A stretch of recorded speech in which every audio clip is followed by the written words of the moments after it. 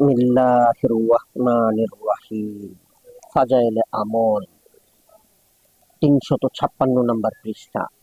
হযরত আব্দুল্লাহ বিন মাসউদ রাদিয়াল্লাহু তাআলা আনহু বলেন, আমরা যখন তোমাদিগকে হাদিস শুনাইয়া থাকি তখন কোরআনের দ্বারা উহার সনদ পেশ করিয়া থাকি। মুসলমান যখন সুবহানাল্লাহি ওয়া বিহামদিহি এবং আলহামদুলিল্লাহি লা ইলাহা ইল্লাল্লাহু আল্লাহু আকবার তাবারাকাল্লাহু পাঠ করে তখন ফেরেশতা উহাকে আপন পালকে যত্নের সহিত ধারণ করিয়া আসমানে নিয়ে যায় এবং যেই আসমানে পৌঁছে সেই আসমানের ফেরেশতাই উক্ত কালেমা পড়নেওয়ালার জন্য মাগফিরাতের দোয়া করিতে থাকে। উহার সমর্থনে এই আয়াত আসিয়াছে। হযরত কাবে আহবার বলেন, কালেমায়ে সোয়ামের জন্য আরশের চতুর্দিকে একটি গুনগুন শব্দ রহিয়াছে, যাহার মধ্যে উহার পড়নেওয়ালার আলোচনা হইয়া থাকে। হযরত নোমান হইতেও ঐরূপ বর্ণনা আসিয়াছে। দ্বিতীয় পরিচ্ছেদ। যে সমস্ত হাদিসে উক্ত কলেমা শিক্ষা করিতে উৎসাহ দেওয়া হইয়াছে ও উহার ফজিলত বর্ণিত হইয়াছে, এখানে ওই ধরনের হাদিস বয়ান করা যাইতেছে। নবী করিম সাল্লাল্লাহু আলাইহি ওয়াসাল্লাম ইরশাদ করেন, দুইটি কালেমা এমন রহিয়াছে যাহা জবানে বড় হালকা, ওজনে খুব ভারী আর আল্লাহর নিকট খুব বড় প্রিয়। উহা হইল সুবহানাল্লাহি ওয়া বিহামদিহি সুবহানাল্লাহিল আযীম। বুখারী ও মুসলিম।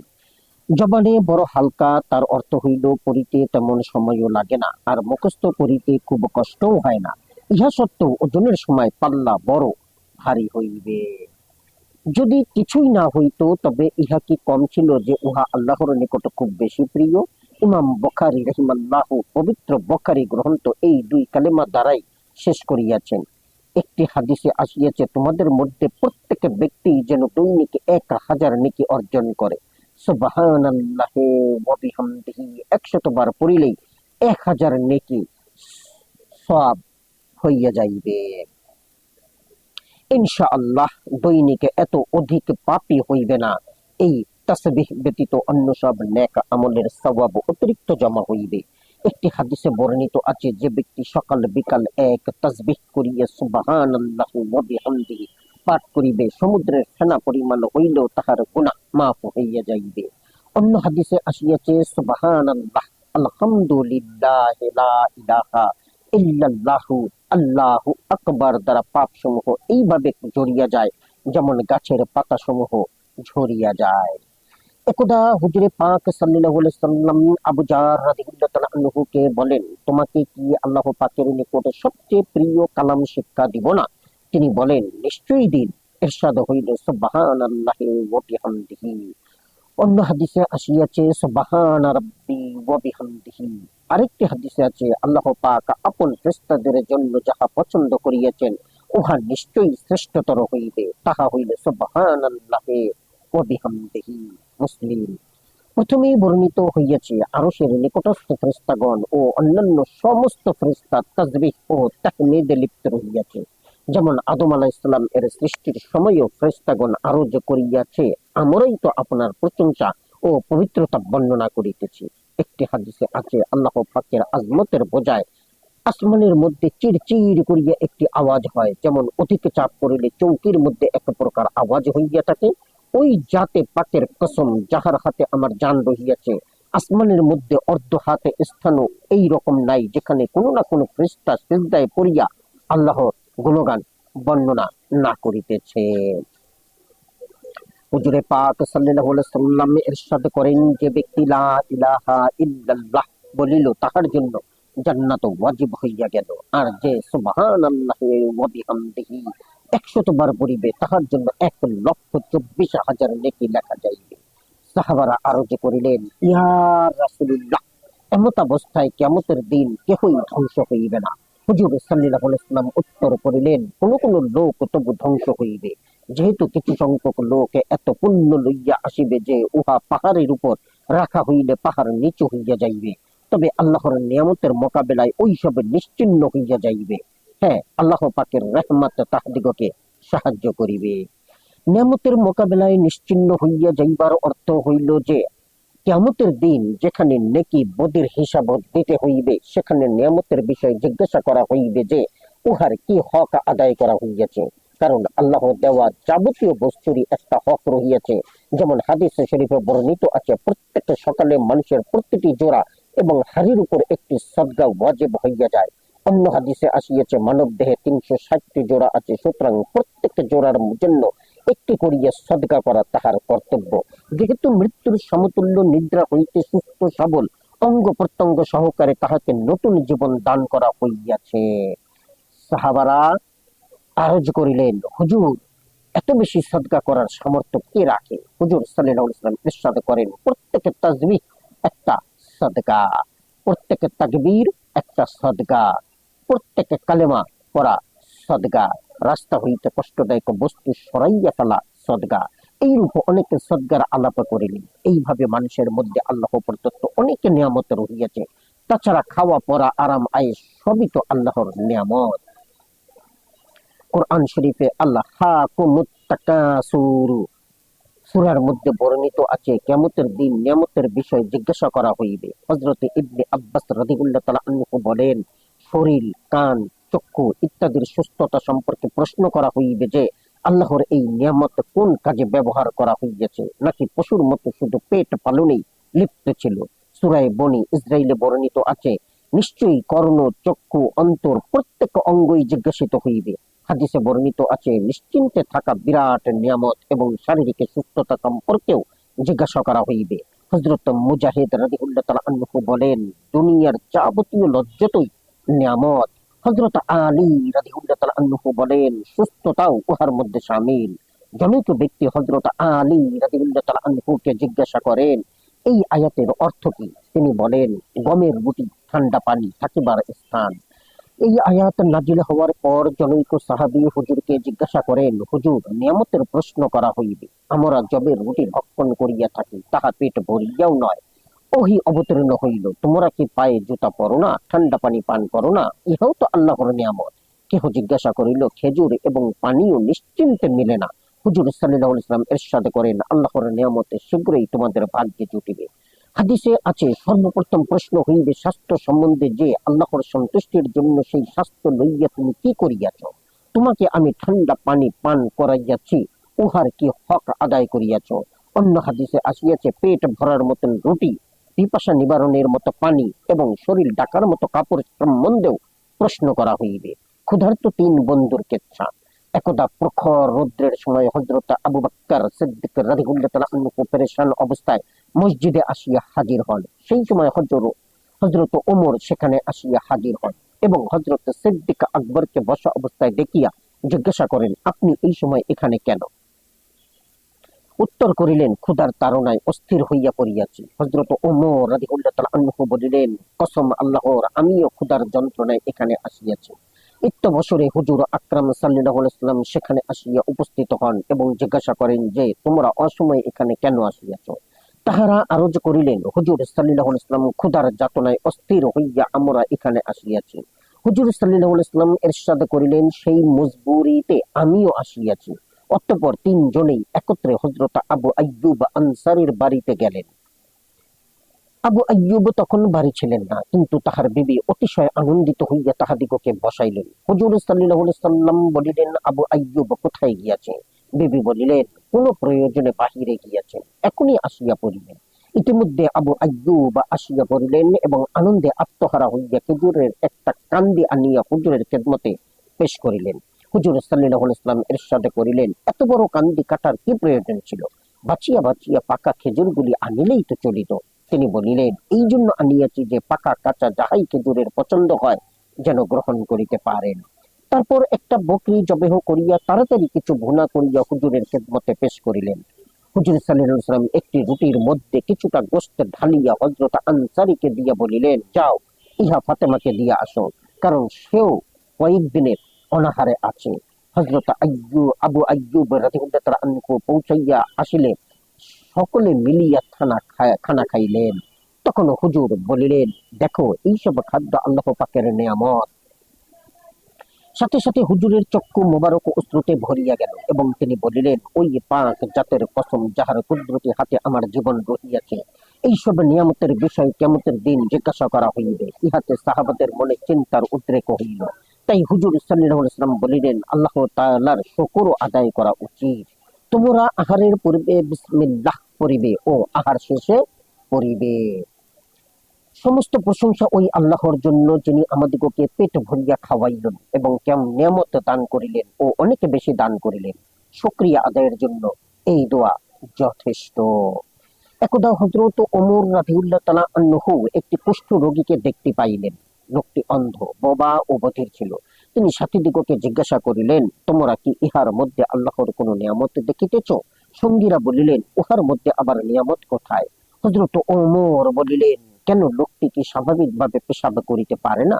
হযরত ইবনে মাসউদ রাদিয়াল্লাহু তাআলা আনহু বলিলেন, কিয়ামতের দিন তিনটি আদালত হইবে। প্রথম আদালতে নেকির হিসাব হইবে, দ্বিতীয় আদালতে নিয়ামতের হিসাব এবং তৃতীয় আদালতে পাপ সম্বন্ধে জিজ্ঞাসা করা হইবে।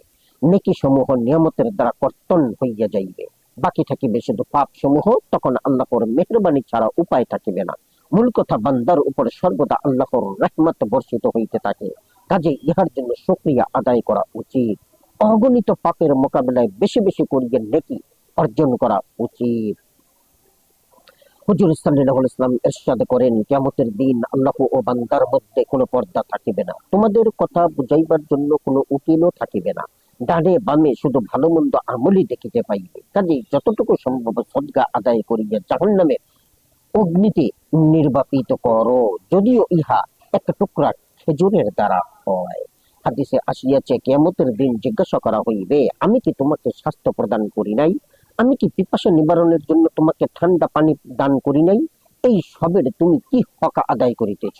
অন্য হাদিসে আসিয়াছে, কিয়ামতের দিবসে 5টি প্রশ্নের উত্তর দেওয়ার পূর্বে কেহ এক কদমও হাঁটিতে পারিবে না। সেই 5টি প্রশ্ন হইল, 1, সারাটি জীবন কোন কাজে ব্যয় করিয়াছ? যৌবন কোন কাজে ব্যয় করিয়াছ? 2, ধন কোন পন্থায় উপার্জন করিয়াছ? 3, এবং কোন পন্থায় খরচ করিয়াছ? 4, যে পরিমাণে বিদ্যা শিক্ষা করিয়াছ উহার উপর কতটুকু আমল করিয়াছ? এখানে উল্লেখযোগ্য যে শুধু আলেম হইলেই জিজ্ঞাসা করা হইবে এমন কথা নহে, বরং যার যতটুকু জানা আছে উহার বিষয় জিজ্ঞাসা করা হইবে। হুজুরে পাক সাল্লাল্লাহু আলাইহি ওয়াসাল্লাম ইরশাদ করেন, মিরাজের রাত্রে ইব্রাহিম আলাইহিস সালাম এর সহিত আমার সাক্ষাৎ হয়। তিনি বলিলেন, হে মুহাম্মদ সাল্লাল্লাহু আলাইহি ওয়াসাল্লাম, আপনার উম্মতকে আমার তরফ হইতে সালাম বলিবেন এবং তাহাদিগকে এই সংবাদ দিবেন যে বেহেশতের মাটি বড় উর্বর, উহার পানি সুমিষ্ট, কিন্তু উহা একেবারে শূন্য ময়দান, আর উহার চারা হইল সুবহানাল্লাহি ওয়ালহামদুলিল্লাহি ওয়া লা ইলাহা ইল্লাল্লাহু আল্লাহু আকবার।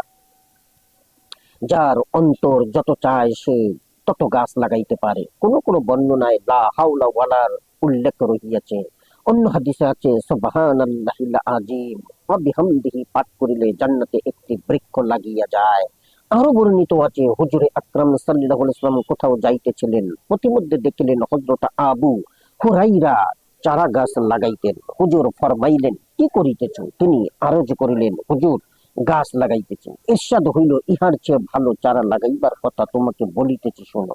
সুবহানাল্লাহি ওয়ালহামদুলিল্লাহি ওয়া লা ইলাহা ইল্লাল্লাহু আল্লাহু আকবার। প্রত্যেক কালামের পরিবর্তে জান্নাতে একটি গাছ লাগিয়া যায়। হুজুরে আকরাম সাল্লাল্লাহু আলাইহি ওয়াসাল্লাম এর উসিলায় এই উম্মতের নিকট হযরত ইব্রাহিম আলাইহিস সালাম পৌঁছাইয়াছেন। উলামাগণ লিখিয়াছেন, এই হাদিসে যাহার নিকট পৌঁছবে সে ওয়ালা ওয়ালা ওয়া আলাইহিস সালামু ওয়া রাহমাতুল্লাহি ওয়া বারাকাতুহু বলিবে। বেহেশতের মাটি ভালো এবং পানি মিষ্টি। যাহার মাটি ভালো এবং পানি এত উত্তম, সেখানে বসতি স্থাপন করিতে কে না চায়, অথবা সেখানে বৃক্ষরাজি বেশি উৎপন্ন হইয়া থাকে। এখানে জান্নাতকে শূন্য ময়দান বলা হয়েছে।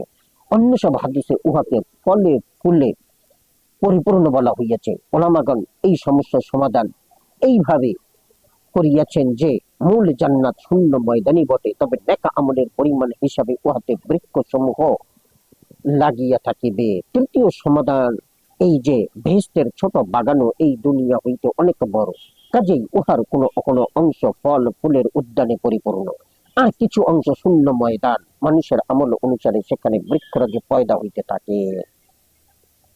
হযরত গাঙ্গুহি রাহিমাল্লাহু কাওকাবে দুররি গ্রন্থে উল্লেখ করিয়াছেন, জান্নাতে যাবতীয় বৃক্ষ খামির আকারে একত্রে দূরে পুঞ্জীভূত রহিয়াছে। প্রত্যেক ব্যক্তির নেক আমল অনুসারে উহা তার অংশে লাগিতে থাকে ও বৃক্ষ গজাইতে থাকে। প্রিয় নবী সাল্লাল্লাহু আলাইহি ওয়াসাল্লাম ইরশাদ করেন, যে ব্যক্তি রাতে উঠিয়া ইবাদত করিতে অপারগ অথবা কৃপণতার দরুন দান খয়রাত করিতে অসমর্থ অথবা কাপুরুষতার দরুন শত্রুর মোকাবেলা করিতে সাহস পায় না, সেজন্য সুবহানাল্লাহি ওয়া বিহামদিহি বেশি বেশি করিয়া পাঠ করে, কেননা উহা আল্লাহর নিকট পাহাড় পরিমাণ স্বর্ণ খরচ করার চেয়ে অধিক মেহবুব। ইব্রানি। আল্লাহ পাকের কত বড় মেহেরবানি, যাহারা দিনের কাজে পরিশ্রম করিতে অসমর্থ তাহাদের জন্য ফজিলতে এবং মর্যাদার দ্বার বন্ধ রাখেন নাই। রাত্রি জাগরণ করিতে পারিল না, কৃপণতার দরুন পয়সা খরচ করিতে পারিল না, যাহাদের মতো মোবারক আমল হইতে বঞ্চিত রহিল। এতদ সত্ত্বেও যদি অন্তরে দিনের কদর থাকে ও পরকালের ফিকির থাকে, তবে তাহার জন্য রাস্তা খোলা রহিয়াছে। হ্যাঁ, ইহা সত্ত্বেও যদি কেহ উপার্জন করিতে পারিল না, তবে তাহার মতো হতভাগা আর কে হইতে পারে। হুজুর সাল্লাল্লাহু আলাইহি ওয়াসাল্লাম ইরশাদ করেন, আল্লাহর নিকট সবচেয়ে প্রিয় কালাম হইল চারটি, সুবহানাল্লাহ ওয়ালহামদুলিল্লাহ ওয়ালা ইলাহা ইল্লাল্লাহ ওয়াল্লাহু আকবার। ইহাকে উলট পালট করিয়া পড়িলেও কোনো ক্ষতি নাই। একটি হাদিসে আছে, এই সব কালাম কোরআন শরীফেও মজুদ আছে, অর্থাৎ কোরআন পাকেও উহা পড়ার নির্দেশ আসিয়াছে। অন্য হাদিসে আসিয়াছে, ঈদ সমূহকে এই সব কালেমার দ্বারা সজ্জিত করো, অর্থাৎ ঈদের দিন এইগুলি বেশি বেশি করিয়া পড়িতে থাকো। নবীজির খেদমতে গরিবদের প্রতিনিধি দল। একদা গরিব মুহাজিরদের একটি জামাত হুজুর আকদাস সাল্লাল্লাহু আলাইহি সাল্লাম এর খেদমতে হাজির হইয়া আরজ করিল, ইয়া রাসূলুল্লাহ, এইসব ধনী লোকেরা উচ্চ মর্যাদা এবং চিরস্থায়ী নিয়ামত সমূহ পুরাইয়া লইয়া গেল। হুজুর সাল্লাল্লাহু আলাইহি সাল্লাম ইরশাদ করিলেন, তা কেমন করিয়া? তাহারা আরজ করিল, যে কি রোজায় তো ইহারা আমাদের সহিত শরীক হইয়াছে, কিন্তু সম্পদশালী হওয়ার দরুন তাহারা সদকা আদায় করে, গোলাম আজাদ করে, আর আমরা উহা করিতে অপারগ। হুজুর সাল্লাল্লাহু আলাইহি ওয়াসাল্লাম ইরশাদ করিলেন, আমি তোমাদিগকে এমন সব বস্তু বাতলাইয়া দিতেছি, যদ্বারা তোমরা পূর্ববর্তী ওয়ালাদের নিকট পৌঁছাইয়া যাইবে ও পরবর্তী ওয়ালাদিগকে অতিক্রম করিয়া যাইবে, আর এই সব আমল করা ব্যতীত কেহ তোমাদিগকে ছাড়াইয়া যাইতে পারিবে না। সাহাবারা আরজ করিলেন, নিশ্চয়ই বাতলাইয়া দিন। ইরশাদ হইল, প্রত্যেক নামাজের পর সুবহানাল্লাহ, আলহামদুলিল্লাহ, আল্লাহু আকবার 33 বার পড়িতে থাকো। হুজুর সাল্লাল্লাহু আলাইহি ওয়াসাল্লাম এর ইরশাদ মোতাবেক তাহারা পড়িতে আরম্ভ করিল, কিন্তু সেই জমানার বড় লোকেরাও আদর্শ ছিলেন, খবর পাইয়া তাহারাও উহা পড়িতে লাগিলেন। গরিব শ্রেণীর লোকজন আবার হুজুরের খেদমতে হাজির হইয়া আরজ করিল, আমাদের ধনী লোকেরাও উহা পড়িতে আরম্ভ করিয়াছে। হুজুর সাল্লাল্লাহু আলাইহি ওয়াসাল্লাম ইরশাদ করিলেন, ইহা আল্লাহর দান, যাহাকে ইচ্ছা তাহাকে দান করেন, ইহাতে কেহ রুকিতে পারে না। হুজুর সাল্লাল্লাহু আলাইহি ওয়াসাল্লাম আরো ইরশাদ করেন, সুবহানাল্লাহ একবার বলা সদকার সমতুল্য, আল্লাহু আকবার বলা সদকা শুরু, বিবির সহিত মেলামেশা করা সদকা শুরু। সাহাবারা আশ্চর্য হইয়া আরজ করিলেন, হুজুর, বিবির সহিত মেলামেশার দ্বারা আপন কাম বৃত্তি চরিতার্থ করা হয়, অথচ উহা সদকা। হুজুর বলেন, হারাম কাজে লিপ্ত হইলে গুনাহ হইবে তো? তাহারা বলিলেন, নিশ্চয়ই হইবে। ইরশাদ হইল, এইভাবে হালাল তরিকার মধ্যেও সওয়াব রহিয়াছে। বুখারী ও মুসলিম। অর্থাৎ অবৈধ কাজে গ্রেপ্তার হওয়া হইতে বাঁচার নিয়তে সহবাস করিলে সওয়াব পাওয়া যাইবে। অন্য একটি হাদিসে সাহাবাদের এইরূপ প্রশ্নের উত্তরে হুজুর ফরমাইয়াছেন, বলো দেখি, সহবাসের দরুন সন্তান জন্মলাভ করিয়া সে যদি যৌবনে পদার্পণ করিয়া ও তোমাকে নিজের দিকে আকৃষ্ট করিয়া মারা গেল, এমন অবস্থায় তুমি কি কোনো সওয়াবের আশা করো? সাহাবাগণ বলিলেন, নিশ্চয়ই আশা করি। হুজুর সাল্লাল্লাহু আলাইহি ওয়াসাল্লাম বলিলেন, কেন সওয়াবের আশা করিতেছ? অথচ তুমি তাহাকে সৃষ্টি করো নাই, তুমি তাহাকে হেদায়েত করো নাই, তুমি তাহাকে রিজিক দান করো নাই, বরং আল্লাহ পাকি তাহাকে এই সব দান করিয়াছেন। সহবাসের দরুন তুমি তোমার বীর্যকে বৈধ স্থানে হেফাজত করিয়াছ মাত্র।